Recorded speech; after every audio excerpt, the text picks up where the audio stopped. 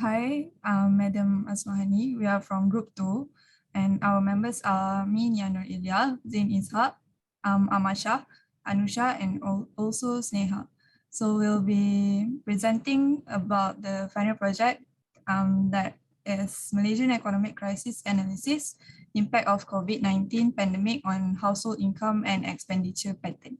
So I'll pass to the first presenter to proceed with the presentation.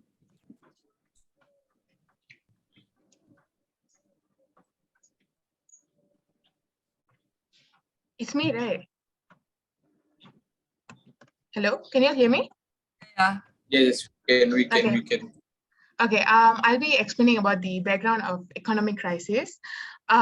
Firstly, Malaysia and other Southeast Asian countries have experienced two major financial crises in the past 2 decades, from 1997 to 1999, which is known as the Asian financial crisis.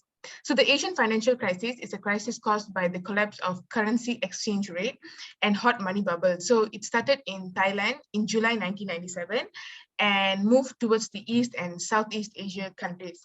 The financial crisis heavily damaged currency values, stock markets, and other asset prices in many East and Southeast Asian countries.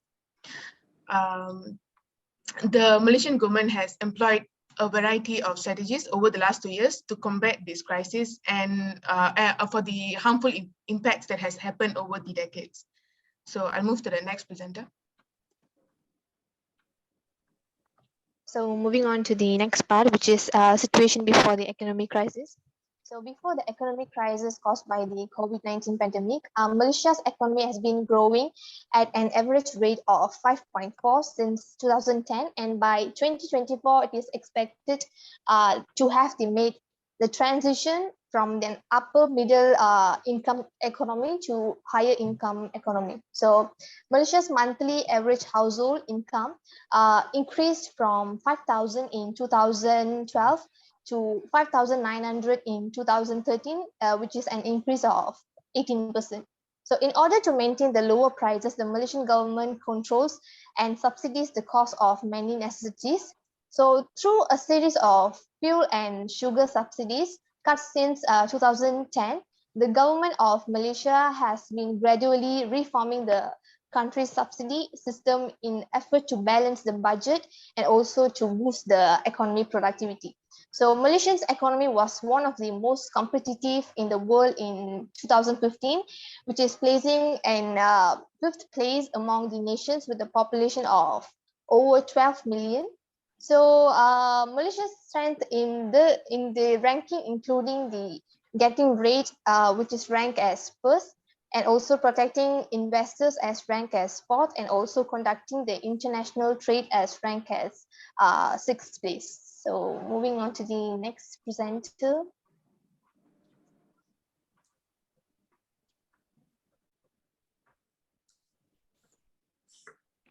So thank you, Anusha. I'll continue with the impact towards household income. Different income group experience different impact of pandemic on their household income. We had conducted an interview with 3 persons from each income group regarding the impact of pandemic towards their household income. It is aware that COVID-19 causes the majority of Malaysian citizens, whether B40, M40, or even T20, to experience a slight significant layoff. So for the T20 group income, although they are categorized as a T20 income group, they also experience salaries shortage, especially for the businesses that conducts export and import business. They had a hard time operating their business as most countries close their borders, thus there is a cut on their salary. But however, oil and gas industry is an essential industry, thus was not affected. So for the M40 group income, the movement controlling order was announced to stop the contagious COVID-19 virus from spreading. All mass meetings, activities which includes sports, social events, cultural events, and more must be postponed or cancelled during the pandemic. This act of concern unfortunately gives a big impact towards most Malaysian, especially towards the M40 and B40 income group. So M40 income group experienced 50% cut of their income and income shortage due to business on hold. business owner had their business operation completely on hold. This is due to the MCO restrictions that were implemented by the government, stopping all events and businesses function to continue.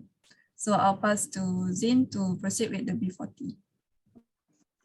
Okay, thank you, Nia. Okay, for the B40, some of the people experience job loss and some of the people experience extreme salary shortage.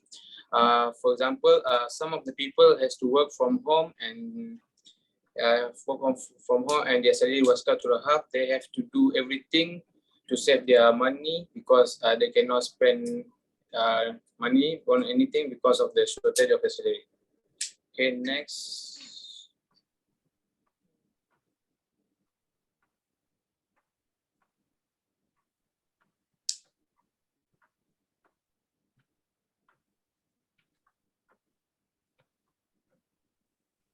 So moving on to the impact on expenditure pattern. So according to the finding of interview, the T20 income group has spent more on online purchasing due to the MCO. So Malaysians tend to make more online purchases now than they did before the pandemic. Moreover, they be like having meals and groceries delivered straight to their home is another trend that has been grown in the MCO period. So in the second week of MCO, it is reported that the rate of Malaysians placing their orders through food app such as Grab, Food Panda, and so on has been noticed higher. And then the T20 income was spending less on clothing, where they cut some of their unnecessary expenses. So the rise of expenditure on groceries occurred because people preferred having meals at home in order to save the money and also maintain the budget.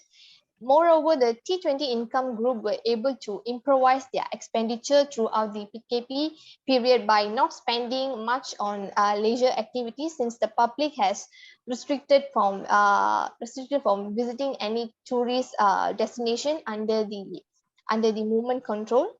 And also the MCO has led to the closure of all non-essential business. For example, like the movie theaters has been shut down to discourage the large crowd. This helped the T20 income groups to save their money and also to cut cost the budget. So moving on to the next part. So thank you, Anusha. I will continue with the expenditure pattern on the M40 income group. Based on our interview session with them, we can see major changes towards their expenditure pattern before and after the pandemic. They tend to stocking up on food and necessary supplies. It's a common reaction to the current crisis by the M40 income group. They also tend to buy groceries in large amount at one time to limit their movement. We can also see a shift in restaurant dining and movie theater activity, with consumers from this group income discontinuing such activities during the pandemic because they prefer to cook their meal at home to minimize their expenses and movements. So in terms of what consumer buy, our interview found that those in the M40 income group spend more on things with a longer shelf life than they normally would do, such as pasta, rice, and canned foods. The opposite happens for personal care and cosmetic goods, as these are items that individuals use only when they go out. The thing that M40 group income increased their spending were on communication and internet services, since they rely more on internet communications to remain in contact with the outside world, as well as for job and education purpose. So next slide, please. Okay, for the B40, the impact towards the expenditure pattern. The B40 expenditure was highly affected because of their salary has been cut to the half. They were unable to pay their bills and rent, and they have to use their saving to pay for their bills and save for their bills. It was hard for them to use all of their saving. for paying their bills. It will be really difficult if they have to use the saving in future for emergency, and they also have to stop spending the money on the unnecessary things. For example, they have to start cooking at home, and they cannot eat outside or takeaways. Okay, next.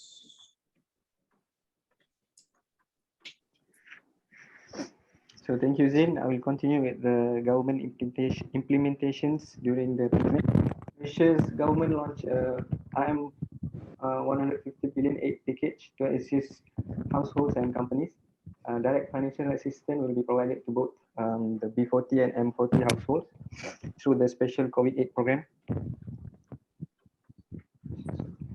All right. Individual borrowers and company owners will be allowed to get a 6-month moratorium from banks without having to meet any restrictions such as loss of income or job as a result of the pandemic. The government also deducts the electricity bills, with household will receive discount up to 40% on their electricity bills according to the power consumption. This privilege will be given by the government for 3 months, beginning in July 2021.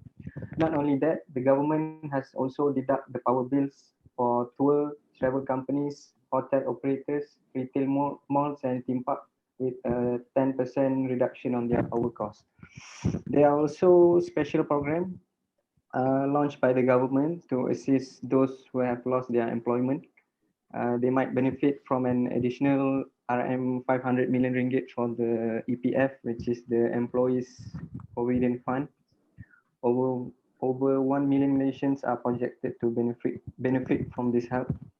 Furthermore, the job-seeking allowance program were improved by the government in order to help job seekers.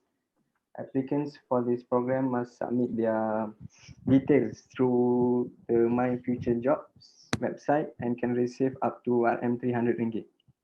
The HRD will be given the responsibility to undertake the place and train programs. This program will assist the graduate with job option by allowing candidates to engage in skills training program that will lead them to employment after the completion of the training. Besides that, the government will control the prices of essential items such as RON 95 fuel, gasoline. The government also implements a price control scheme based on the crude palm oil to make sure that the price of a 5 kg bottle of cooking oil does not surpass RM 30 ringgit per bottle. So overall, I think that this relief package has met the requirements of the majority of nations, especially the B40 group income, who have been, I would say, severely impacted by the pandemic and the extended lockdown. So that's all for me. I will pass it to the next speaker. So one of the key recommendations included in the NERP, which is the National Economic Recovery Plan, was the easing of fiscal and monetary policies, as well as lowering the cost of capital to revitalize the economy. With this, the focus of economic policies shifted away from the prevention of further economic contraction towards reflation of the economy. Fiscal policy should be focused on maintaining financial support for the poor and vulnerable and establishing more inclusive social protection framework with better targeting. The government also should come up with various cash assistance programs throughout the pandemic that could provide important support to households. Besides that, the government could also fully reopen the international borders, which will also revive the tourism sector, which has also played a part in the crisis in the past 2 years. So the conclusion of this whole research is that Malaysia has went through a lot of experience throughout this crisis. With the bitter and painful experiences that this economic crisis has made Malaysia been through, I think in the future, even if something similar comes through in the way, I think our country can run it better with proper plan and with a competitive mindset. despite like how it happened before. So that's it from me.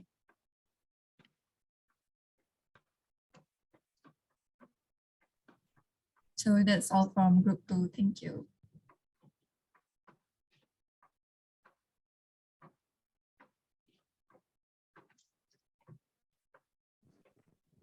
Aku juga tak dengar.